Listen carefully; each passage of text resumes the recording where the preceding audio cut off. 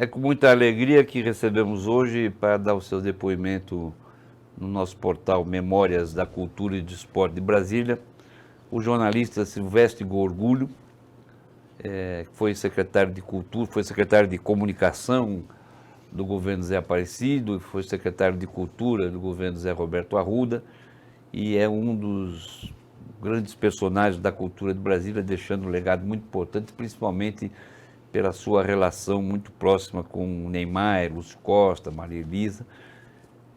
Então vamos ouvir hoje Silvestre Gorgulho. Secretário de Comunicação, você era o secretário de Turismo. De Turismo, né? Muito obrigado pela sua presença, Silvestre. Eu queria começar do começo, né? Você contando como é que você chegou em Brasília, você mineiro, né? Como é que foi seu começo na cidade e o início da sua trajetória aqui na nossa Brasília de todos os brasileiros. Eita, meu Deus. Para mim é um privilégio estar aqui, Moa. De fato, eu trabalhei no governo Zé Aparecido, trabalhamos muito, fizemos, você sabe, você era o secretário de Turismo na época, Detur, eu era de Comunicação, e foi um governo muito profícuo para Brasília. Deixou um legado muito grande. E depois, circunstancialmente, eu fui para a Cultura, e interessante, eu entrei com o Zé Roberto Arruda, em 1º de janeiro de 2007, e saí em 2010. Peguei 6 governadores. Entra um, sai outro, entra um, sai outro. Mas antes disso, queria que você falasse, como foi a sua chegada em Brasília? Você veio de Minas? Eu vim em Brasília, cheguei em Brasília, eu vim em Brasília primeiro em 1970 para fazer um curso na UNB, um curso de comunicação. Eu fiquei um mês em Brasília e Brasília tinha 10 anos, 1970. E para mim foi um choque muito grande, porque você é acostumado com o urbanismo, eu vim de Belo Horizonte, urbanismo convencional das cidades brasileiras, e aqui tudo era diferente. E a gente ficou hospedado aqui no Hotel Imperial, o grupo, porque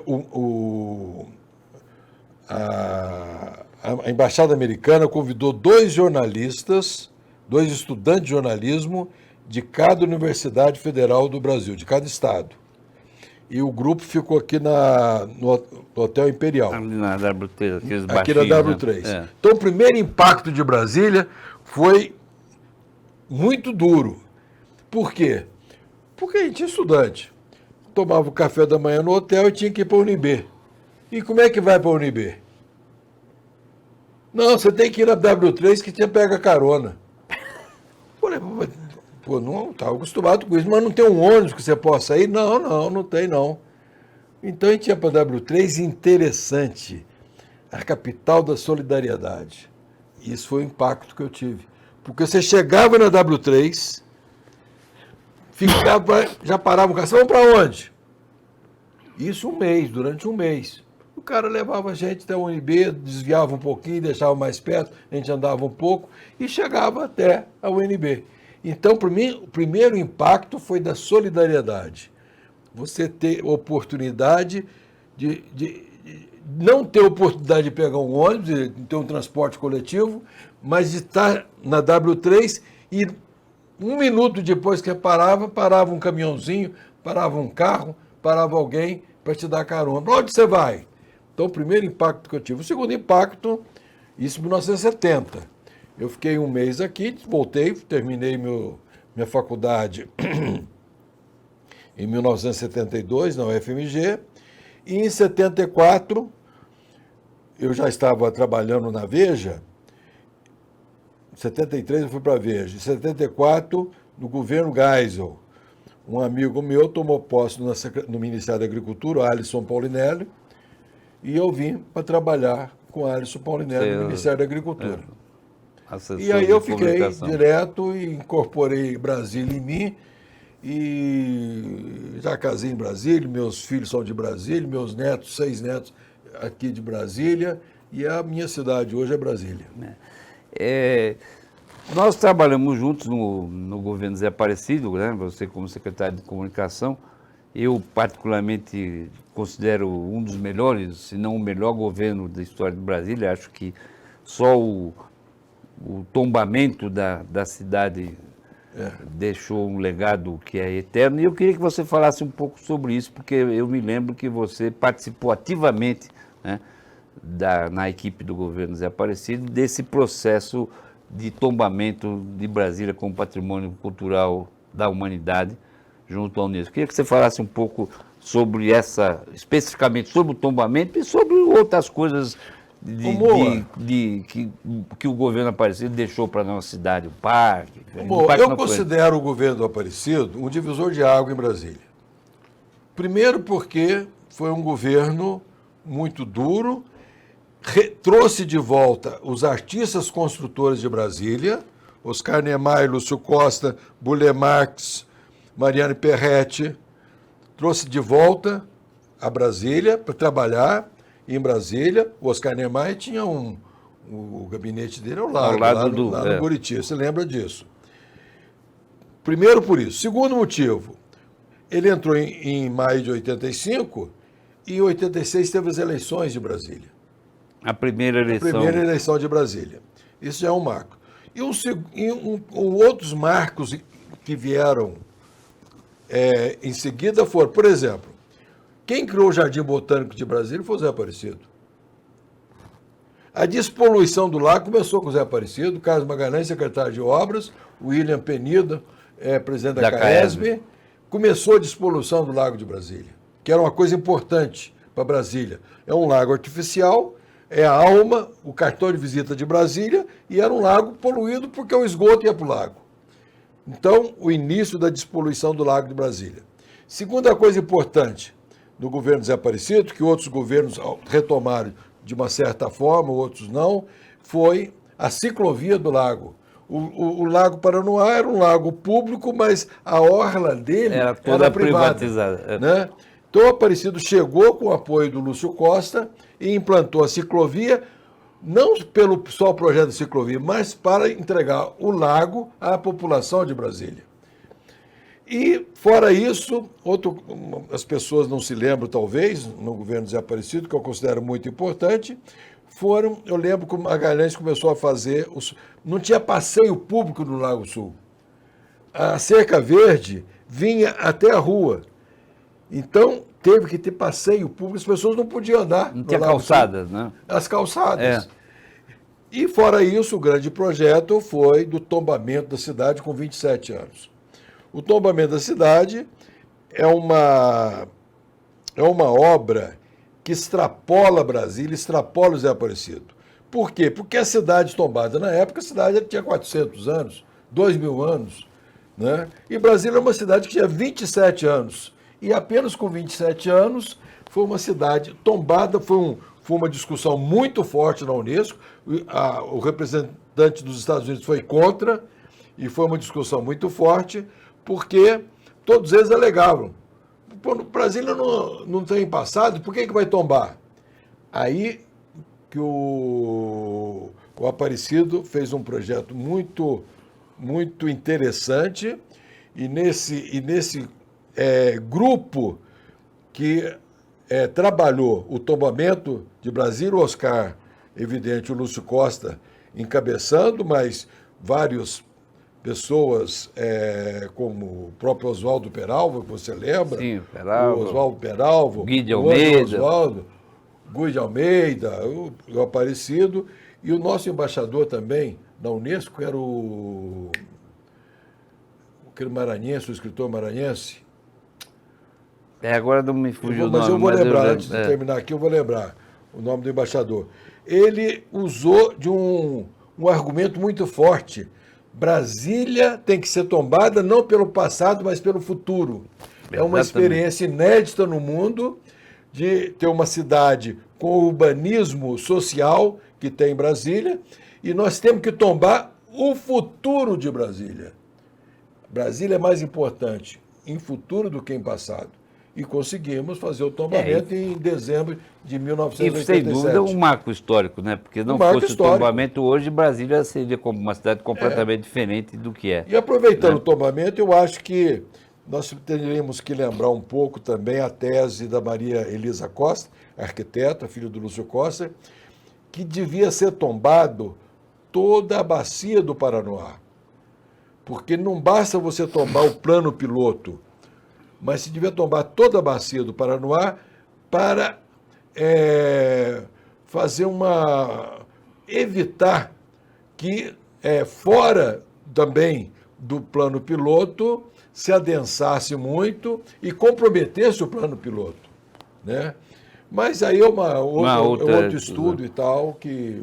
E realmente, eu acho que esse tomamento ele foi decisivo para o futuro da cidade. Lógico, e foi a partir deles, né, Silvestre, que você, então, construiu uma relação muito próxima, quase íntima, diria, com o Neymar, com o Lúcio Costa e tal. Graças a Deus. E deixou essa coisa, produziu novas Brasil. Eu queria que você falasse um pouco sobre isso, culminando com a Flor do Cerrado, que é a torre de TV digital, né? Eu me lembro que você construiu muito essa relação com o Neymar e resgatou o Neymar para Brasília, né?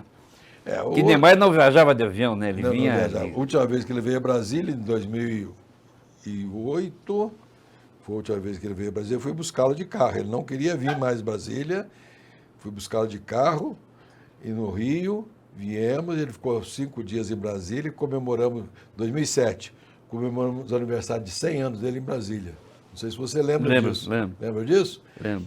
Foi até uma epopeia, essa viagem foi uma epopeia, acabou nascendo um Globo Repórter aí, com as imagens que eu fiz na viagem, que ele não queria jornalista, não queria que ninguém o acompanhasse, então só foi eu, levei a minha filha, comprei uma câmera, minha filha filmou tudo e eu passei para a Globo e foi importante também a Ana do B no Correio Brasiliense colocou a Naíma Maciel para vir com a gente de carro, até foi muito interessante que eu apresentei a Naíma como minha prima, porque se falasse que era jornalista, Neymar não queria nenhum jornalista, mas eu acho o seguinte, o Neymar é a figura única em Brasília, aqui está a síntese da obra dele.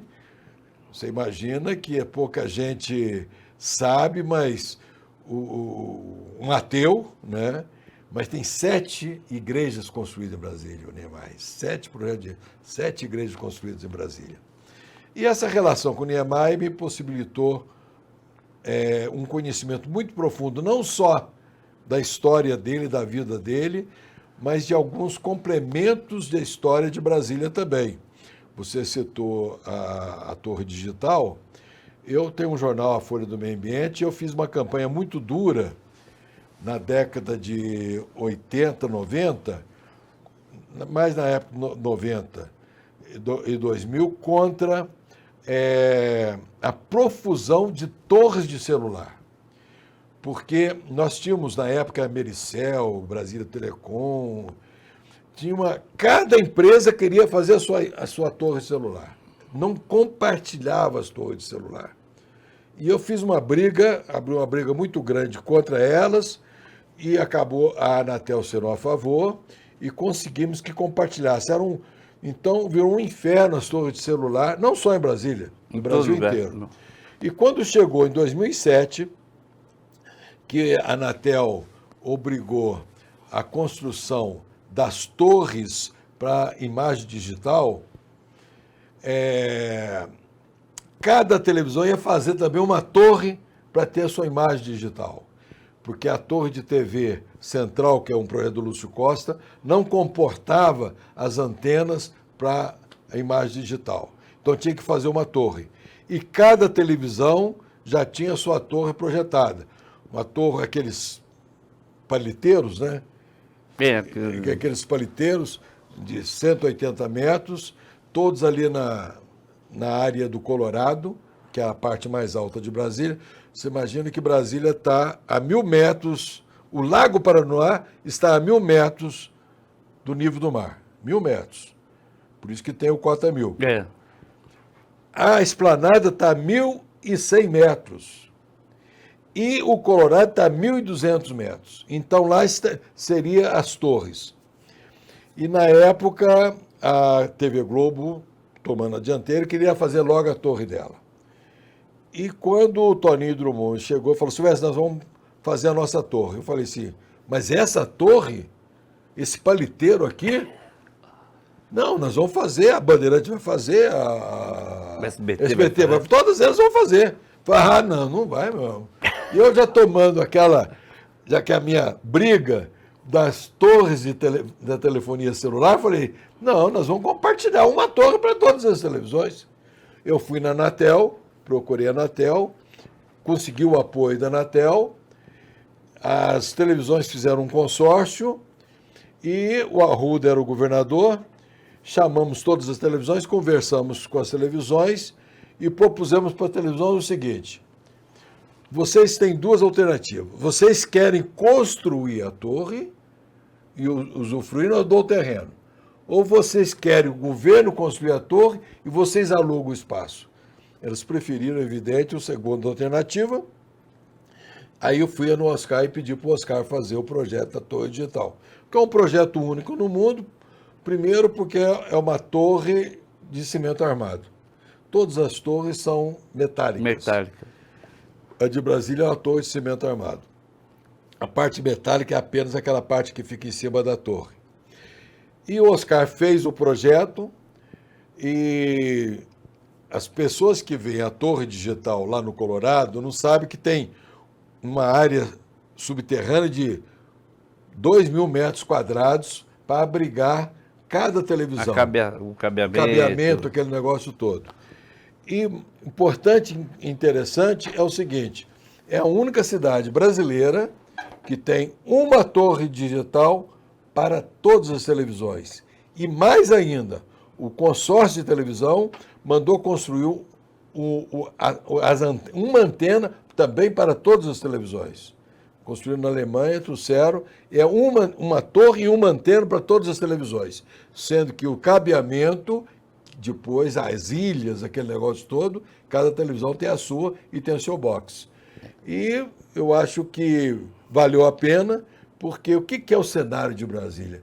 É esse mar, que é o nosso céu, né? Essa profundidade dessa beleza infinita que tem em Brasília, que você enxerga em 360 graus, e você não tem aquele paliteiro que você tem no Sumaré, no Rio, que você tem em São Paulo. E a obra ficou, realmente é uma flor do Cerrado. É uma flor do Cerrado, e a obra está lá, maravilhosa, e eu acho que um belo sinal digital, e graças também à amizade de Niemeyer, ele fez o projeto, já tinha 102 anos, quando ele fez o projeto. Ele entregou o projeto, é a última obra do Oscar Niemeyer. Tem alguns projetos que estão prontos, que eu acho que você devia abordar no seu... Por exemplo, o Sambódromo de Brasília. O Sambódromo do Brigadeiro, O Sambódromo de Brasília, que o Oscar Niemeyer conversou com o Joãozinho Trinto, com várias pessoas. Eu participei. Que não é um sambódromo, é um festódromo, que também o utiliza.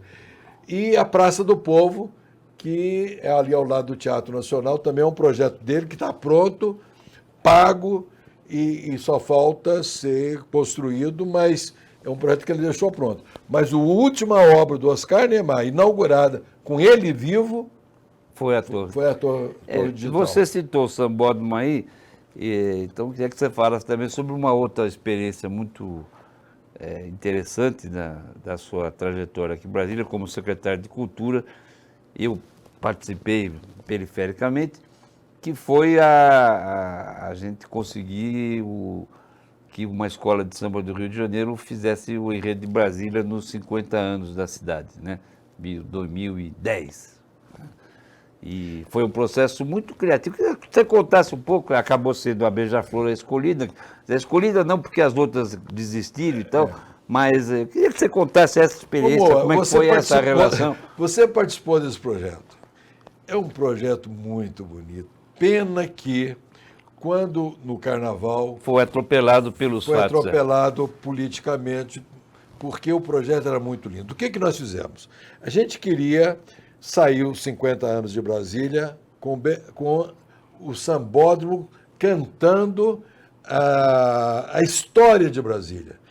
50 anos de Brasília, uma cidade que mudou o cenário. Brasília é um projeto geopolítico, talvez o segundo projeto geopolítico de nação brasileira mais importante. Por quê? Porque eu considero o primeiro projeto geopolítico do Brasil como nação, a vinda da corte de Portugal para o Brasil, em 1808, que mudou a história do Brasil. O Brasil virou um reino, o Brasil tem essa dimensão continental por causa da vinda de Dom João VI, Brasília fala uma única língua português em todo o seu território por causa da vinda de Dom João VI, e as consequências, a própria independência vem no corolário dessa vinda da corte portuguesa para o Brasil. Então, para mim, o grande projeto brasileiro como nação foi a vinda de Dom João VI para o Brasil. O segundo grande projeto foi a construção de Brasília, que começou em 1956 e que consolidou o Brasil como nação. Porque você imagina que Brasília foi inaugurada em 1960. Aqui não se produzia um grão de soja, aqui não se produzia gado de corte, aqui não tinha energia, aqui não tinha estrada, aqui tinha um aeroporto, praticamente o único que tinha era em Goiânia e a base de Anápolis. E hoje o Centro-Oeste produz 60% do agronegócio brasileiro, por causa de Brasília. A própria Embrapa existe por causa de Brasília. Então, Brasília é um projeto do Brasil como nação que redescobriu o Brasil.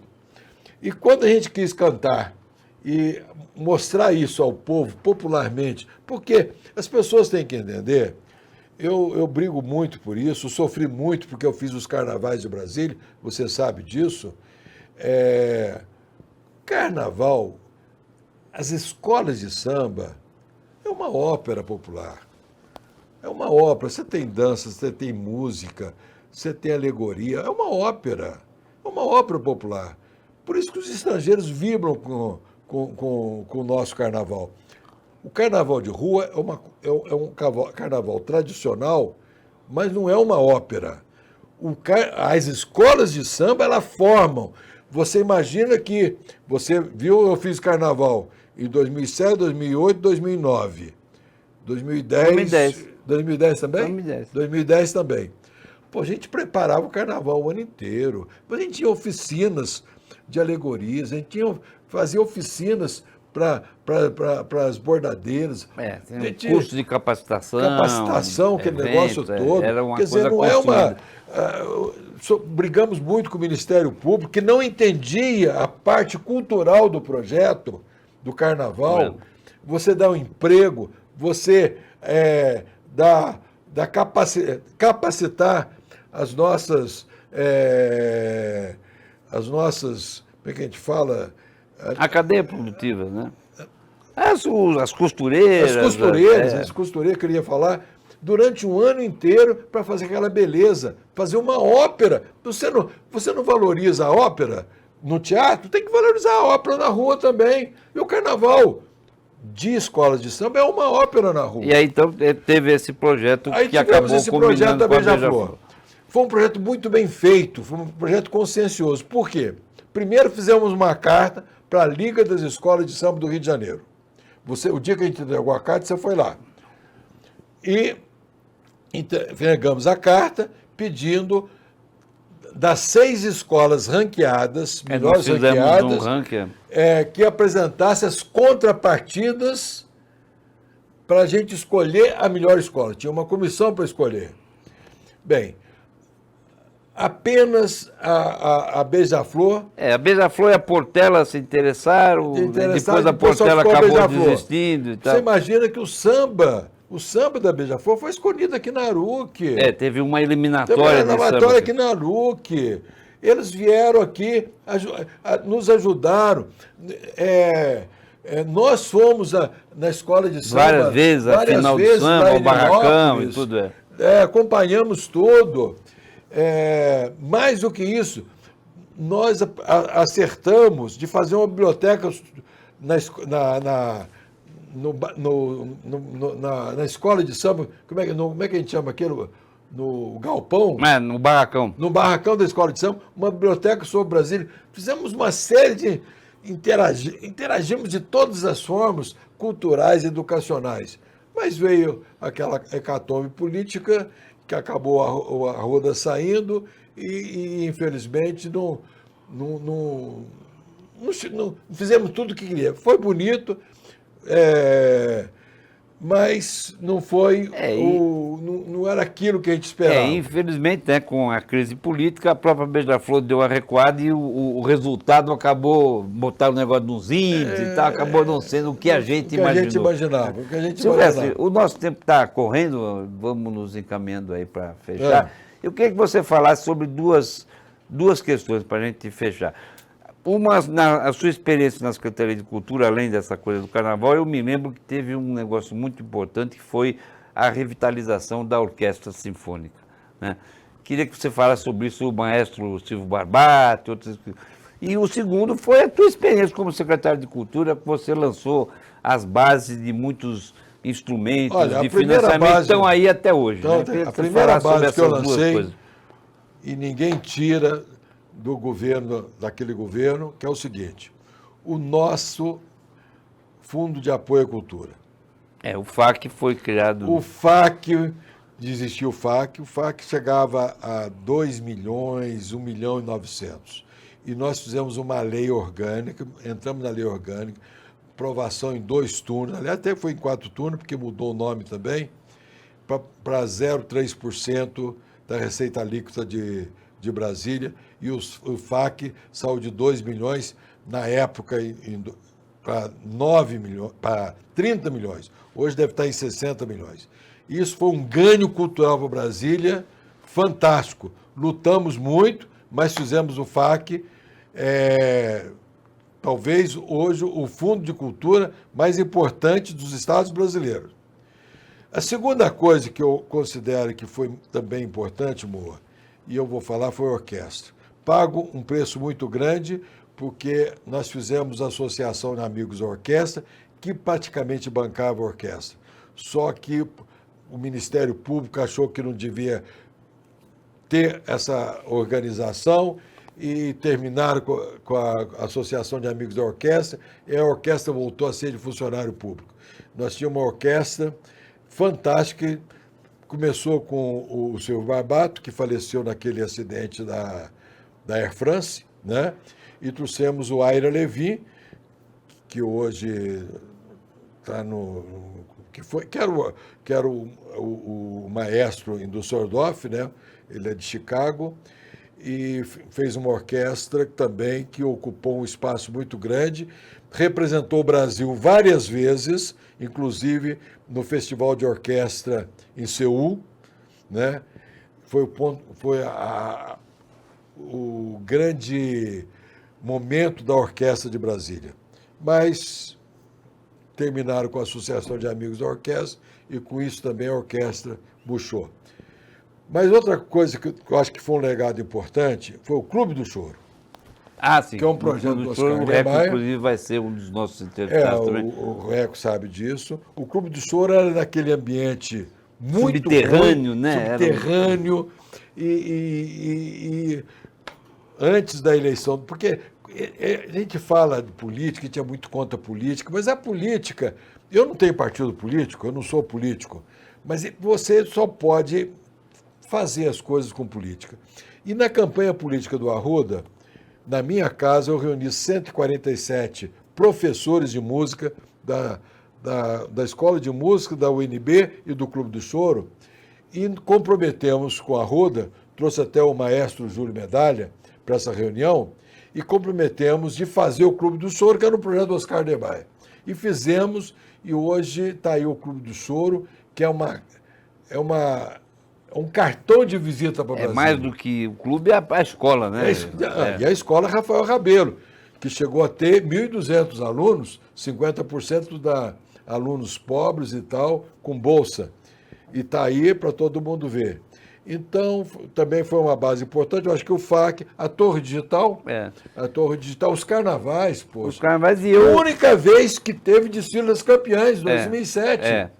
E eu não posso deixar de registrar, né? Como todo mundo sabe, a minha relação com a ARUC, eu fui várias vezes presidente da ARUC, e o Silvestre foi fundamental para a história da ARUC, que foi durante a gestão dele que a Aruc conseguiu o seu registro como patrimônio cultural imaterial, né, que é e que salvou a Aruc, porque agora com esse pessoal... O que salvou a Aruc, salvou a e pra você Aruc, ter uma porque ideia, só esse ano, por exemplo, que as escolas do Rio, a Portela, o Império Serrano, tiveram o registro delas como patrimônio cultural. O nosso fez 10 anos no ano passado. É verdade. E nesse ponto eu fiz alguns tombamentos importantes. Fez. Da Aruc, Clube do Choro. Clube do Choro. O que possibilitou também o Clube do Choro fazer a gestão do espaço. Bumba Meu Boi. Bumba Meu Boi. Festival de Cinema de Brasília. Via Sacra de Planaltina. Todos esses foram tombados durante a sua história. Esse foi também um legado que ficou aí. Infelizmente, nosso tempo está se esgotando. Eu queria agradecer ao Silvestre pela presença, pela participação e dizer que é uma honra realmente a gente ter tido essa conversa pelo legado que o Silvestre, como secretário de Cultura e como secretário de Comunicação, deixou para Brasília, o tombamento da cidade e todas essas realizações. Muito obrigado. Eu queria, para terminar, dizer o seguinte: as pessoas não têm ideia da importância da cultura popular. É evidente que a cultura erudita, a cultura intelectual, a literatura, tudo é importante, mas a cultura popular é fundamental para uma cidade. Uma cidade que não tem cultura popular, ela não tem a alma. O que dá alma para Brasília? É a Aruc, é o samba, que infelizmente tem 4 carnavais. 8 carnavais que não tem escola de samba. As pessoas não têm a dimensão da ópera que é uma escola de samba.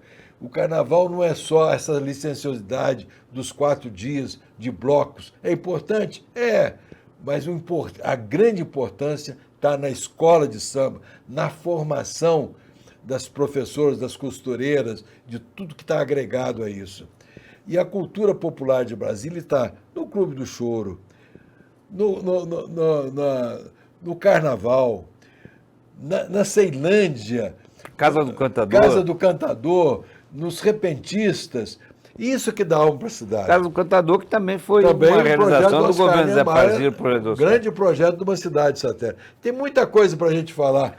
Eu acho que esse espaço foi importante e eu agradeço ao Mo, agradeço ao Hélio, agradeço ao Aruc por reconhecer e por me dar a oportunidade de falar um pouco sobre Brasília e a minha gestão na Secretaria de Cultura. E certamente nós teremos uma segunda rodada, que esse é um projeto que pretende ser permanente. Muito obrigado, Silvestre. Estamos aí.